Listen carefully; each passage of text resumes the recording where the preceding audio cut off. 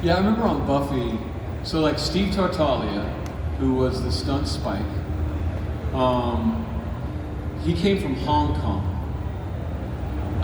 where he was like the premier Caucasian actor slash stunt performer for Hong Kong. And they don't have any laws for safety in Hong Kong. Like he showed me his reel, like a reel is like a video of all your cool stuff that you get work off of. So he shows me his reel, and it's just one scene, and it's him fighting on this, like you know when they recondition buildings, they have like the little lattice work, scaffolding, right? So they're fighting on scaffolding, and they are kicking each other up and falling through, hanging off the side, and and they're just going slowly down the scaffolding. And there's no wires, there's no safety harnesses, there's nothing. If they fall, they're dead. And they're constantly falling off, grabbing on, and I about threw up. I was like, oh God, Steve, that's horrifying. He's like, yeah, isn't it great? So, like I was able to do more stunts than most actors because I came from theater where you don't get a stunt man. And he was willing to do stuff that other stuntmen were never going to be willing to do. And I will just remember this one time, he was taking a medium fall, which is probably, I don't know, a little taller than that. It's enough to hurt yourself. And the initial thing was that he was going to be on grass, which is basically a piece of cake. So normal night. At the last minute, because of the camera angle, they had to move him over toward the concrete. And they didn't move him all the way onto the concrete, which is also doable. They put him on the curb. He had to fall on the curb from there, right? And all Steve did, he goes, yeah, okay, yeah, you got a little bush? And I'm just staring at him. They're like, yeah, we got a little bush. And the groundskeepers came out with a little bush. They put it on the curb. He's like, let's go. And I was just like, dude! Steve, he's a maniac. Yeah. That's awesome. Thank you. Yeah. Awesome. Thank you so much for your question. All right, we got our last two questions here. Hi, what's your name and what's your question? Hi, my name is Rachel. My question is, who was your favorite character to interact with as Spike?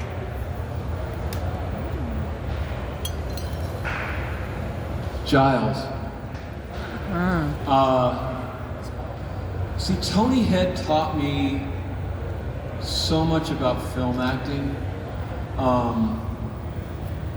Stage acting, I was very proud of the toolkit that I had learned. It took me decades to learn the tools necessary to not suck on stage. It takes a lifetime. And I was very proud. By the time I got down to Los Angeles, I'd done 100 plays. I produced 30 plays. I directed more than 10 plays. I was firmly of the belief that there are actors doing theater and there are people who want to be stars down in Hollywood. And I had no respect for people down in Hollywood. And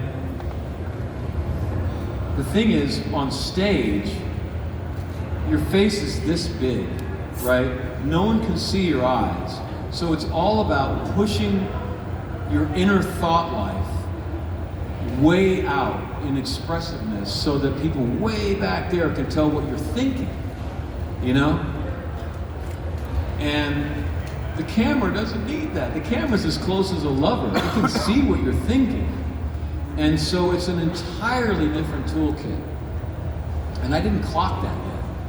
And I remember watching my first few episodes and realizing very quickly that I was getting away with some overacting because I was a vampire. It was working, but it was too much.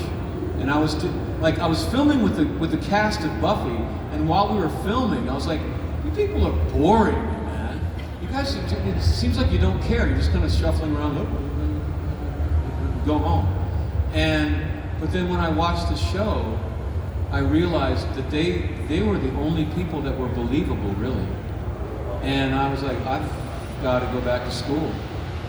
And obviously the best actor on Buffy was Tony Head. And so I went to the school of Tony Head. He didn't even know, by the way. I would just come to work when I wasn't even in the scene and sit on a little apple box and watch him. And mostly watch what he was not doing. and how much I could barely hear him, and how simple, what he was just being very simple and very real, and I think he saved me. I think if he hadn't been on that show, they probably would have killed me off because it was too much. Yeah. Thank you. My pleasure. All right, we have our final question. Hi, what's your name and what's your question? Hi, my name is Allison. So, my question, my mom and I have been watching Buffy. It's taken us like 4 years, and we still have 2 episodes left. Just It's because, a lot, right? Yeah, and we also kind of suck with time management skills. But, so my question is, and I'm risking it all for the biscuit, as Spike, can you please ruin the last 2 episodes of Buffy for me right now? No. Please. I need it. Yeah, what he said. If anybody is going to ruin, I've gone this far without spoilers, and like, that's an old show. And I've gone this far without knowing what happens in the last 2 episodes. But like, when am I gonna have another chance to find my favorite character? We worked so hard to give you a journey and an emotional impact and an experience that will help your life. Like what we were saying is, it's hard to be a human being. The world is harsh sometimes. It hurts sometimes, but it's worth it. Keep going. Don't give up. That's what the whole thing is about. And so the whole thing, there's a candy shell of vampires and stunts and all of that, and makes it very jokes, makes it very delicious. But at the center of it is this very beautiful truth, right? And I would not want to ruin that for you. I want you to have the journey. So I can't. We work too hard to do that, and it's still possible. But what I will say, you're gonna cry, Yep. okay? And then after you cry, check out Angel season 5. Angel Yes. Season 5. And Okay. it'll all be better. Okay, since you won't ruin it for me, which I Woo! appreciate, that's a really good answer. Instead, as Spike, please, can you please just tell me eyeballs to entrails, my sweet? Eyeballs to entrails, my sweet. Woo! It's so easy to make people happy when you've been on television. Thank you so much for your question. And this will be our final question right over here. Heck yeah. We can't say no, come on. What's up, dude? How hard is it to play a vampire? That's a really good question. I don't think anyone's ever asked me that before.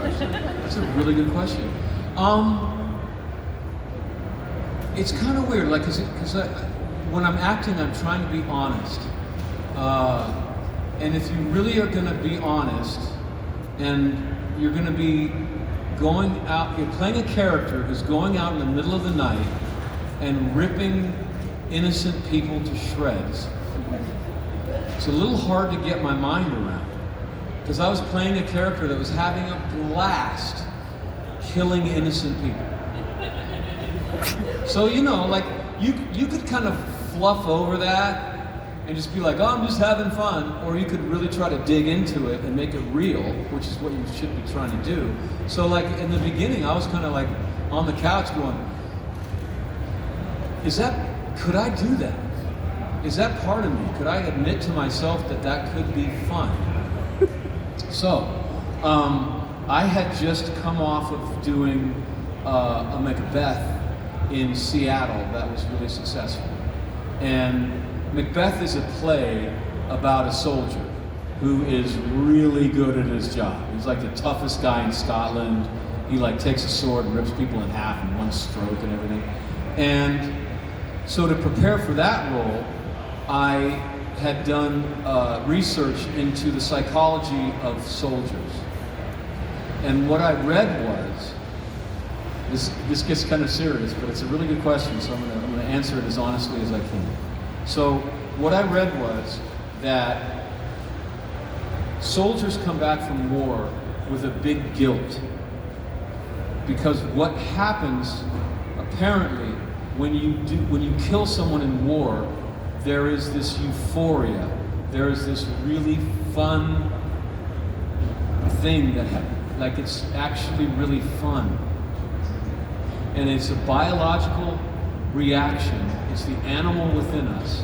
Part of it is just, you and I met, one of us was going to walk away, and it's me. I'm surviving, and you don't. So it's the joy of living through that. It's also probably part of a predator thing. It may be the feeling that a lion has when they take out a gazelle. You know, there's something very animal and like, that was awesome. So soldiers come back from war, and unless they get help and they get someone to talk to them about this, they can think that it's only them. And they can think that they're a bad person, when in fact they're just a human being. So, I had read that it is pleasurable to do that, to kill someone. And I was like, well, I'm just doing it a lot. You know, like I already got past a little bit of a hump by playing a soldier, Macbeth, who, he didn't really enjoy it that much, but it didn't bother him. It's his job. You know, how's your day at work? Oh, I killed a lot of people. What's for lunch? You know, and so I was already kind of halfway there. But it was a little bit of a challenge. I'll be honest. It was a little bit of a challenge. And again, it's because I was trying to do it for real. Yeah. Does that answer your question? Great question. Great question. Thank you so much. Thank you for everyone for all of your questions. And that's our time here. James, you've been absolutely phenomenal. Thank you so very much. One more time, big round of applause. Guys, I love you. Thank you so much. Man. We're going to do a stage selfie really quickly.